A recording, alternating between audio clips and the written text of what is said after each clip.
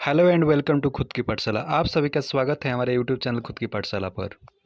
आज के सेशन में हम लोग देखेंगे Bihar board class 10th physics chapter second, जिसका नाम है मानव नेत्र, वायुमंडलीय अपवर्तन, वर्ण विक्षेपण। मानव नेत्र क्या होता है? तो मनुष्य जिस माध्यम से किसी भी वस्तु को देख पाता है उसे नेत्र कहते हैं। ठीक है। अगला है टॉपिक हमारा वायुमंडलीय अपवर्तन। तो वायुमंडलीय अपवर्तन क्या होता है? तो हम जानते हैं वायुमंडल में क्या है, हवाएं हैं, हवाओं का लेयर है। देखिए, वायुमंडल में सभी जगह तापमान एक समान नहीं होता है, कहीं ज़्यादा तापमान होता है तो कहीं कम तापमान होता है। तो जहाँ पे तापमान ज़्यादा होगा वहाँ क्या होंगे, वायु के कण दूर दूर होंगे। दूर दूर होंगे तो वहाँ हवाओं का लेयर कैसा होगा, पतला होगा। जहाँ पे तापमान कम होगा वहाँ पे क्या होगा, वहाँ पे वायुमंडल वायु का जो कण होंगे वो नज़दीक नज़दीक होंगे, अर्थात वहाँ पे हवा का लेयर क्या होगा, मोटा होगा। हम जानते हैं पिछली क्लास में हमने पढ़ा था प्रकाश का अपवर्तन क्या होता है। तो जब प्रकाश की किरण एक माध्यम से दूसरे माध्यम में प्रवेश करती है तो प्रकाश जो होता है अपने मार्ग से विचलित हो जाता है, तो उसी को हम प्रकाश का अपवर्तन कहते हैं। तो यहाँ देखिए, यहाँ पे दो माध्यम जो है हवाएं खुद ही क्रिएट कर दे रही, एक जगह वो पतली लेयर के साथ बह रही है तो एक जगह वो मोटी लेयर के साथ बह रही। तो जब पतली और मोटी लेयर के साथ बह रही है तो वहाँ दो माध्यम वो खुद ही क्रिएट कर ली हवा, और इस वजह से प्रकाश का क्या हो जाता है, वहाँ पे अपवर्तन हो जाता है। अगला टॉपिक था हमारा वर्ण विक्षेपण। वर्ण विक्षेपण क्या होता है? तो जब श्वेत प्रकाश की किरण जब किसी प्रिज्म से होकर गुजरती है तो वह अपने मूल रंगों में टूट जाती है, अर्थात वह 7 रंगों में बिखर जाती है। उसे क्या कहते हैं? उसे हम लोग प्रकाश का वर्ण विक्षेपण कहते हैं। तो चलिए शुरू करते हैं आज की सेशन की। आज के सेशन में हमारा 20 मोस्ट इंपोर्टेंट क्वेश्चन होंगे। चलिए शुरू करते हैं आज की सेशन की। आज के सेशन में हमारा पहला प्रश्न है, सामान्य आंख के लिए स्पष्ट दर्शन की न्यूनतम दूरी कितनी होती है? तो देखिए, सामान्य आंख के लिए स्पष्ट दर्शन की जो न्यूनतम दूरी होती है वो हमारी 25 सेंटीमीटर होती है, और जो हमारा अधिकतम दूरी होता है वो अनंत होता है। यानी इनफाइनाइट से अगर प्रकाश हमारे आंखों तक पहुंच जाए तो हम इनफाइनाइट के वस्तु को भी देख सकते हैं। चलिए नेक्स्ट क्वेश्चन देखते हैं। क्वेश्चन नंबर सेकंड है, दूरदृष्टि दोष वाले मनुष्य के चश्मे में कौन सा लेंस होता है? तो सबसे पहले दूरदृष्टि समझ लेते हैं क्या होता है। तो जिस व्यक्ति को दूर की वस्तुएं साफ साफ दिखाई दे रही हो किंतु नजदीक की वस्तुएं क्या हो, साफ साफ ना दिखाई दे, तो उसे हम लोग दूरदृष्टि दोष कहते हैं। ठीक है। दूरदृष्टि दोष में किस लेंस का प्रयोग किया जाता है? तो दूरदृष्टि दोष में उत्तल लेंस का प्रयोग किया जाता है। कौन सा लेंस का? उत्तल लेंस का। हमने ये पिक्चर इसलिए लगाया था क्योंकि इस पिक्चर में कैमरा दिखाया गया, और कैमरा में भी हमारा उत्तल लेंस का प्रयोग होता है। ठीक है। अगला प्रश्न, प्रश्न नंबर 3 है, श्वेत प्रकाश में कितने वर्ण होते हैं? हमारा जो श्वेत प्रकाश होता है 7 रंगों में टूट जाता है, और इसे ही हम लोग वर्ण विक्षेपण कहते हैं। ठीक है। अगला प्रश्न, प्रश्न नंबर 7 है, श्वेत प्रकाश की किरण जब किसी प्रिज्म से होकर गुजरती है तब जो वर्ण सबसे अधिक विचलित होता है वह है। तो हमारा सबसे अधिक विचलित होने वाला वर्ण जो होता है बैगनी होता है। कौन सा होता है? बैगनी।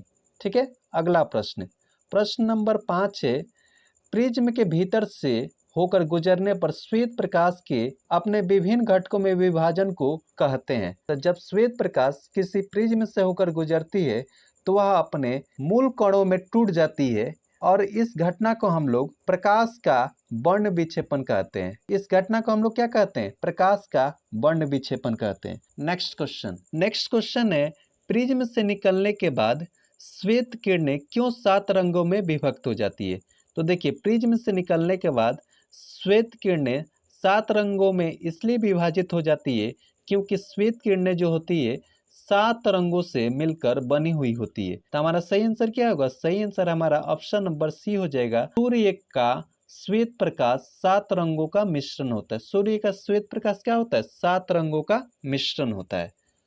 अगला प्रश्न है, प्रश्न नंबर 7 है, प्रिज्म से गुजरने पर सूर्य के प्रकाश की किरणें विभिन्न वर्गों में बढ़ जाती है क्योंकि ऑप्शन नंबर ए कह रहा है प्रिज्म की 2 सतहों पर किरणों का अपवर्तन होता है, बी कह रहा है प्रिज्म की 2 सतहों पर किरणों का विचलन होता है, सी कह रहा है प्रकाश किरणें विद्युत चुंबकीय तरंग है, डी कह रहा है विभिन्न रंगों के किरणों का विचलन भिन्न भिन्न होता है।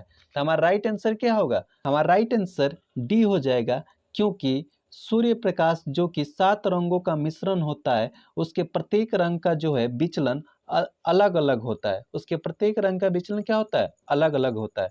अगला प्रश्न, प्रश्न नंबर 8 कह रहा है पुतली की साइज को नियंत्रित करता है।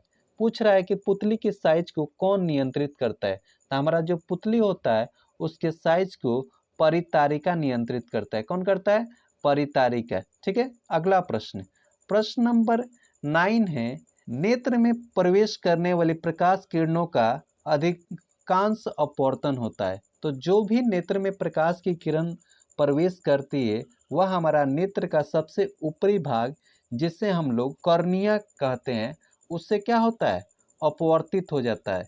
ठीक है। तो हमारा राइट आंसर क्या होगा, राइट आंसर हमारा ऑप्शन नंबर सी हो जाएगा। तो ये रहा हमारा कर्निया। ठीक है। ये क्या है, कर्निया। ये जो हमारा आंख है इसके सबसे ऊपरी भाग को हम लोग कॉर्निया कहते हैं। ठीक है। अगला प्रश्न, प्रश्न नंबर 10 है प्रकाश एक पतली झिल्ली से होकर नेत्र में प्रवेश करता है, इस झिल्ली को कहते हैं। प्रकाश जिस पतली झिल्ली से होकर नेत्र में प्रवेश करता है उसे क्या कहते हैं, कॉर्निया कहते हैं या स्वच्छ मंडल कहते हैं। तो ये जो दोनों नाम है दोनों सेम ही है, इसलिए हमारा राइट आंसर हो जाएगा ऑप्शन नंबर सी, ए और बी। हमारा राइट आंसर क्या हो जाएगा, ए एंड बी। अगला प्रश्न, प्रश्न नंबर 11 है नेत्र गोलक का व्यास लगभग होता है। पूछ रहा है कि नेत्र गोलक होता है उसका व्यास कितना होता है। तो हमारा जो नेत्र गोलक होता है उसका व्यास जो होता है 2.3 सेंटीमीटर होता है। नेत्र गोलक किसे कहते हैं, तो नेत्र गोलक जो है नेत्र में पाए जाने वाले लेंस को कहते हैं। ये रहा हमारा नेत्र गोलक या नेत्र लेंस। ठीक है। ये कौन सा लेंस होता है, तो उत्तल लेंस होता है। ठीक है। अगला प्रश्न, प्रश्न नंबर 12 है कॉर्निया के पीछे एक संरचना होती है उससे कहते हैं। हमारा right answer option number A हो जाएगा। कॉर्निया के पीछे जो संरचना पाई जाती है उसे परितारिका कहते हैं। ठीक है। अगला प्रश्न, प्रश्न नंबर 13 कह रहा है बृहद संख्या में प्रकाश सुग्राही कोशिकाएं कहाँ होती है। तो बृहद संख्या में प्रकाश सुग्राही कोशिकाएं हमारा कर्निया में होती है। कहाँ होती है, कर्निया में। कर्निया में जो होता है प्रकाश को सोखने के लिए बहुत सारी कोशिकाएं होती है। अगला प्रश्न, प्रश्न नंबर 14 है मोतियाबिंद की स्थिति होती है। पूछ रहा है कि मोतियाबिंद की कैसी स्थिति होती है।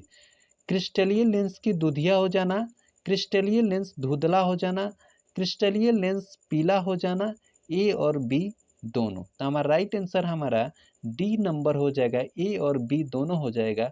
क्रिस्टलीय लेंस यानी जो हमारा मानव नेत्र में जो लेंस होता है उस वह लेंस क्या होता है, दुधिया हो जाता है या धुंधला हो जाता है। ठीक है।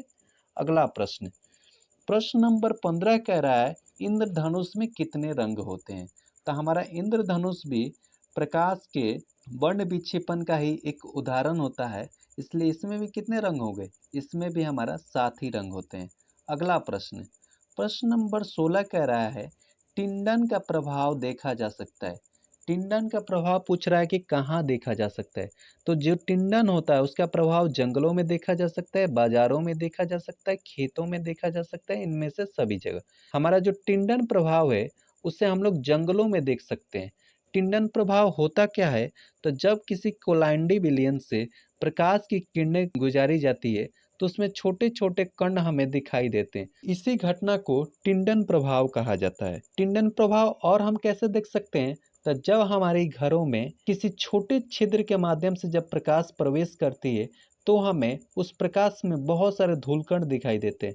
इस घटना को भी हम टिंडन प्रभाव से रिलेट कर सकते हैं। ठीक है। तो हमारा जंगलों में टिंडन प्रभाव कैसे दिखेगा, घने जंगलों में जाएंगे तो वहाँ पत्तों के बीच से प्रकाश की बहुत पतली पतली लेयर जो होगी जंगलों में आती हुई दिखेगी और उस लेयर में हमें बहुत सारे धूलकण दिखेंगे और यही हमारा टिंडन प्रभाव होगा। ठीक है।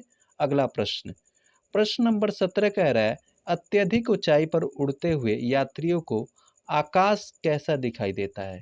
तो अत्यधिक ऊंचाई पर उड़ते हुए यात्री को आकाश कैसा दिखता है, आकाश जो होता है काला दिखाई देता है। अगला प्रश्न, प्रश्न नंबर 18 कह रहा है तारों के टिमटिमाने की व्याख्या किस सिद्धांत पर आधारित है। तो जो तारों का टिमटिमाने का व्याख्या है यह प्रकाश के अपवर्तन के सिद्धांत पर आधारित है। किस पे है, प्रकाश के अपवर्तन के सिद्धांत पर है। जैसा कि मैंने शुरू में ही बताया था, वायुमंडल में गर्म और ठंडी हवाओं का जलधाराएं हमेशा बहती रहती है, जिस वजह से तारे हमें टिमटिमाते हुए प्रतीत होते हैं। अगला प्रश्न, प्रश्न नंबर 19 कह रहा है, प्रकाश की किस घटना के कारण सूर्य हमें वास्तविक सूर्योदय से लगभग 2 मिनट पूर्व दिखाई देता है? तो देखिए, जो हमारा सूर्य होता है, वायुमंडलीय अपवर्तन के कारण सौरमंडल में हमें 2 मिनट पहले ही दिखाई देता है और सूर्यास्त के 2 मिनट बाद तक दिखाई देता है।